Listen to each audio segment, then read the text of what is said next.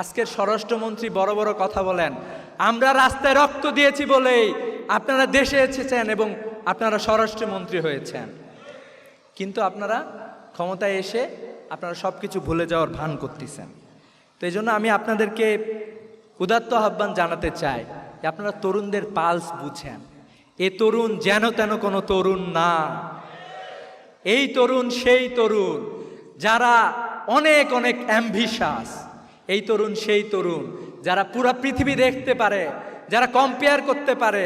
যে আপনারা ভাবছেন যে আপনারা ভুলায় রাখবেন, দু একটা উন্নয়ন কর্ম করবেন হাসিনার মতো, বলবেন যে আমরা তো সব ভালো কাজ করতেছি, দু একটা পপুলিস্ট কাজ করবেন, আর জনগণ বুঝে যাবে, তরুণরা বুঝে যাবে এই তরুণরা আর বাংলাদেশি সেই তরুণরা নাই।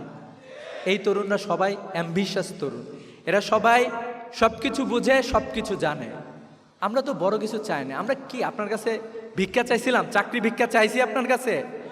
আমরা চাইছি আমাদের অধিকার ফিরিয়ে দেন, আমাদের অধিকার আপনারা ফিরিয়ে দেন, জাস্টিস প্রতিষ্ঠা আপনারা করেন।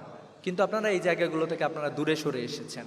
এখনো সময় আছে, আপনাদেরকে আমরা আহ্বান জানাই, গণতান্ত্রিক ভাষায় এখনো বলতেছি, কিন্তু যদি দ্রুত বাস্তবায়ন না করেন তাহলে আমি বিশ্বাস করি বাংলাদেশের তরুণরা, বাংলাদেশের মুক্তকামী জনতা আবারও রাজপথে নেমে আসার জন্য প্রস্তুত আছে।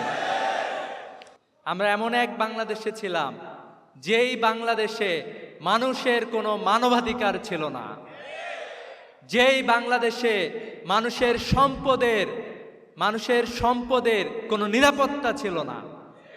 আমরা দেখেছি ব্যাংক লুট হতে, আমরা দেখেছি ঋণ খেলাপি মানুষদেরকে ব্যাংক লুট করতে, আমরা দেখেছি আমাদের যারা তরুণরা, যে সকল তরুণরা সরকারের বিরুদ্ধে কথা বলেছিল তাদেরকে গুম করা হয়েছে, তাদেরকে খুন করা হয়েছে।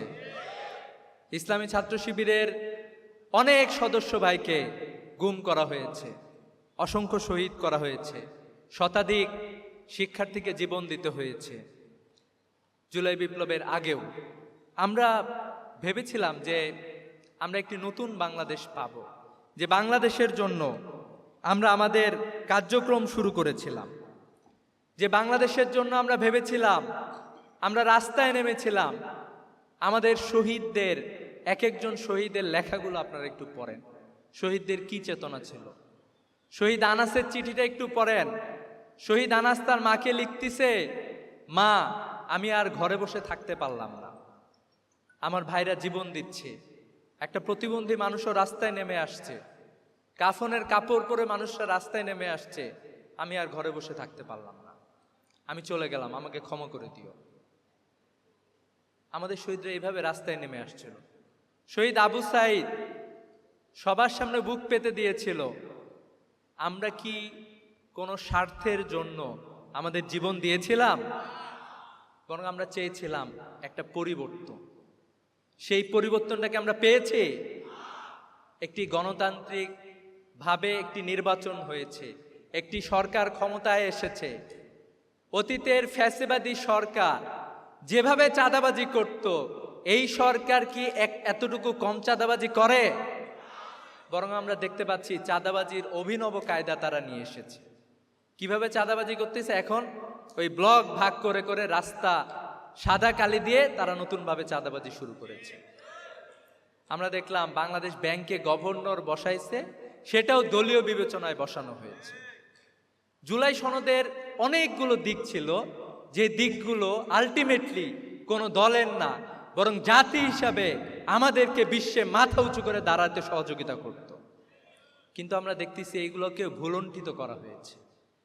একজন মানুষ যখন নিরাপত্তা পায় না, একটা রিক্সাওয়ালাকে যখন একজন প্রভাবশালী কেউ তাকে যখন তার উপরে যখন অত্যাচার করে, বাংলাদেশে প্রত্যেক দিন ধর্ষণ, চাঁদাবাজি, হামলা, মামলা, হত্যার ঘটনা ঘটতেছে।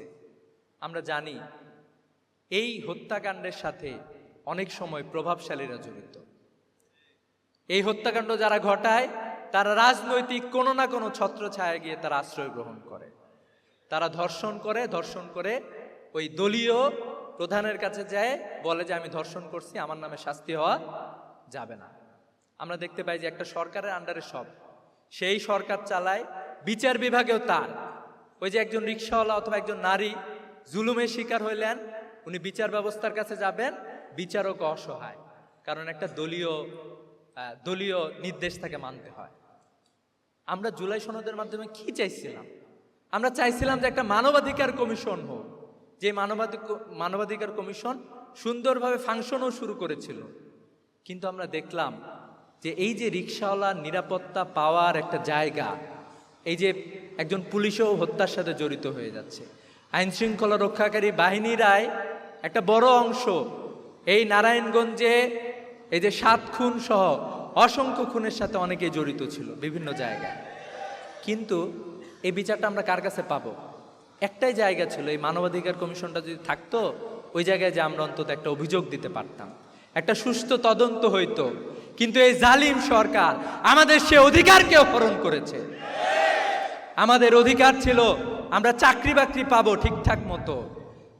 আমরা জুলাই বিপ্লবের আগে কোটা সংস্কারের জন্য আমরা রাস্তায় নেমেছিলাম, কিন্তু আমরা যে সুন্দর একটা সংস্কার চাইছিলাম, আমাদের মনে হচ্ছে যে জুলাই এই যে 84টা সংস্কার ছিল, অধিকাংশ এই সরকার বাস্তবায়ন করবে না। আমাদেরকে কোন জায়গায় নিয়ে যায় ফেলছে? আমাদের এই প্রজন্ম শিক্ষিত প্রজন্ম, কিন্তু সে যখন কোন একটা চাকরির অ্যাপ্লাই করতে চায়, চাকরিতে যখন সে জয়েন করতে চায়, তখন তাকে তার এলাকার একজন দুর্নীতিগ্রস্ত চাঁদাবাজের কাছে প্রশংসাপত্র সার্টিফিকেট তার কাছে নিতে হয়। নিন্দা জানায়, ধিক্কার জানায়। আপনারা আমাদেরকে আবারও পিছনের দিকে নিয়ে যাচ্ছেন, পিছনের দিকে নিয়ে যাওয়ার জন্য চিন্তা করতেছেন। আমরা তো এইগুলোর জন্য আমরা বলতে চাই যে আজকে এই যে মাননীয় প্রধানমন্ত্রী, আপনি প্রধানমন্ত্রী হয়েছেন জুলাই বিপ্লবে, আমরা রাস্তায় রক্ত দিয়েছেন বলেই আপনি প্রধানমন্ত্রী। আজকের স্বরাষ্ট্রমন্ত্রী বড় বড় কথা বলেন, আমরা রাস্তায় রক্ত দিয়েছি বলেই আপনারা দেশে এসেছেন এবং আপনারা স্বরাষ্ট্রমন্ত্রী হয়েছেন। কিন্তু আপনারা ক্ষমতায় এসে আপনারা সব কিছু ভুলে যাওয়ার ভান করতেছেন। তো এই জন্য আমি আপনাদেরকে উদাত্ত আহ্বান জানাতে চাই যে আপনারা তরুণদের পালস বুঝেন। এ তরুণ যেন তেন কোনো তরুণ না। এই তরুণ সেই তরুণ যারা অনেক অনেক অ্যাম্বিশাস। এই তরুণ সেই তরুণ যারা পুরা পৃথিবী দেখতে পারে, যারা কম্পেয়ার করতে পারে। যে আপনারা ভাবছেন যে আপনারা ভুলায় রাখবেন, দু একটা উন্নয়ন কর্ম করবেন হাসিনার মতো, বলবেন যে আমরা তো সব ভালো কাজ করতেছি, দু একটা পপুলিস্ট কাজ করবেন, আর জনগণ বুঝে যাবে, তরুণরা বুঝে যাবে এই তরুণরা আর বাংলাদেশি সেই তরুণরা নাই। এই তরুণরা সবাই অ্যাম্বিশাস তরুণ, এরা সবাই সব কিছু বুঝে, সব কিছু জানে। আমরা তো বড় কিছু চাই না। আমরা কি আপনার কাছে ভিক্ষা চাইছিলাম? চাকরি ভিক্ষা চাইছি আপনার কাছে? আমরা চাইছি আমাদের অধিকার ফিরিয়ে দেন, আমাদের অধিকার আপনারা ফিরিয়ে দেন, জাস্টিস প্রতিষ্ঠা আপনারা করেন। কিন্তু আপনারা এই জায়গাগুলো থেকে আপনারা দূরে সরে এসেছেন। এখনো সময় আছে, আপনাদেরকে আমরা আহ্বান জানাই, গণতান্ত্রিক ভাষায় এখনো বলতেছি, কিন্তু যদি দ্রুত বাস্তবায়ন না করেন তাহলে আমি বিশ্বাস করি বাংলাদেশের তরুণরা, বাংলাদেশের মুক্তকামী জনতা আবারও রাজপথে নেমে আসার জন্য প্রস্তুত আছে। অতএব আমি আপনাদেরকে উদাত্ত আহ্বান জানাতে চাই, আপনাদের শুভবুদ্ধির উদয় হোক। বাংলাদেশের জনগণ সচেতন হয়ে গিয়েছে, তাদেরকে আর বোকা বানাতে পারবেন না। অনতিবিলম্বে আমাদের যে ন্যায্য অধিকারগুলো আছে, এই অধিকার বাস্তবায়ন করার মাধ্যমে আপনারা জনগণের কাতারে নেমে আসুন। অন্যথায় জনগণ যা করা দরকার তাই করার জন্য প্রস্তুত আছে, জনগণ তাই করবে ইনশাআল্লাহ। আসসালামু আলাইকুম ওয়া রাহমাতুল্লাহ।